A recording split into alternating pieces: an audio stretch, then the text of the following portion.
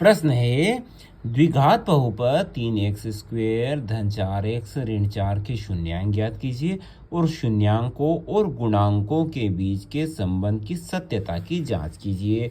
तो चलिए हल कर लेते हैं। पहले तो द्विघात बहुपद के शून्यांक ज्ञात कर लेते हैं। हल क्या दिया गया है?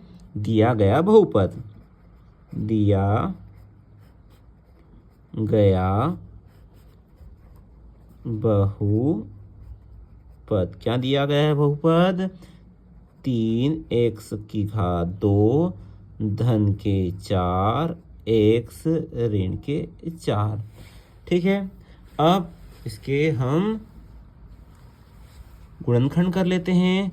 तो देखिए इस वाले पद और इस वाले पद का गुणा कीजिए तो क्या प्राप्त होगा? 4×3 12 x² और धन ऋण ऋण। ठीक है, और मध्य का भाग है 4x। तो भैया ऐसी संख्या ज्ञात कीजिए जिनका गुणा 12x² आए, जोड़ या घटाओ 4x आए। तो 4×3 4 और 3, लेकिन 4 और 3 जोड़ेंगे तो 12 तो नहीं आएगा। और 6 और 2, 6 दूनी 12 और 6 में से 2 घटाएं तो बिल्कुल मिलते हैं। तो क्या कर सकते हैं अपन? 6x और 2x। ठीक है, 6x और 2x। अब यहाँ धन का आ रहा है तो इसका मतलब यह तो बड़ा तो धन का रहेगा, यह ऋण का रहेगा। 6 में से 2 गए तो धन के 2x बचेंगे। ऐसे यहाँ भी ये धन का ये ऋण का, इनका गुणा होगा तो धन ऋण ऋण। ठीक है, तो इसका मतलब मैं इस स्थान पर ये चीज़ें रख सकता हूँ। तो रख दीजिए 3x² धन का 6 x ऋण के 2 x ऋण 4। ठीक है, इस स्थान पे मैंने ये चीज़ें रख दी। अब यहाँ और यहाँ देखिए क्या क्या उभयनिष्ठ, तो 3 यहाँ भी है, 6 में भी 3 होते हैं। 6 दूनी 12 है ना, होता है ना, 6 गुणित 6 होता है, 6 गुणित 2। और x यहाँ भी x यहाँ भी है तो कॉमन लिया मैं, 3x कॉमन लिया तो बचेगा x धन 2।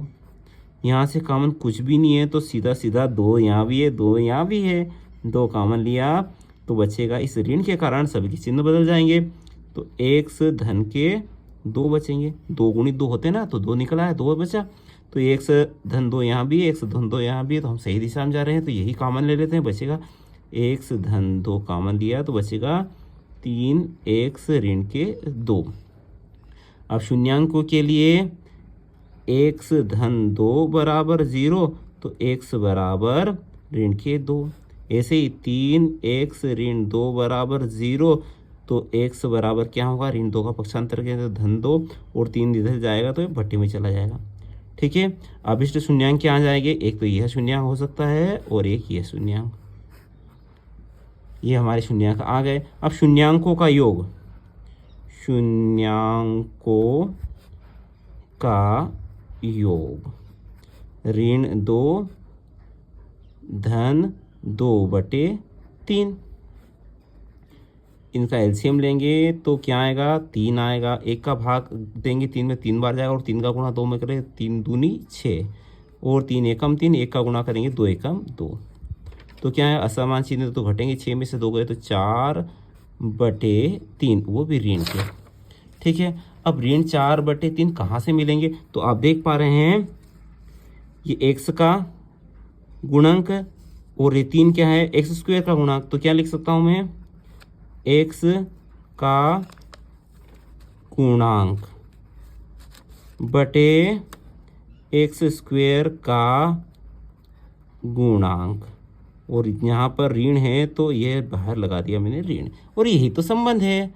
ऐसे ही शून्यांकों का गुणनफल, शून्यांकों का गुणनफल क्या होता है? ऋण 2 गुणित 2/3। तो क्या आएगा? ऋण 4/3, यही आ रहा है ना। और इसको कैसे लिख सकता हूँ? इसको लिख सकता हूँ, ऋण 4 कहाँ है? अचर पद, अचर पद बटे 3 क्या है? x² का गुणांक। और सीधा सीधा संबंध स्थापित हो रहा है। आशा है उक्त प्रश्न आपको समझ में आया होगा।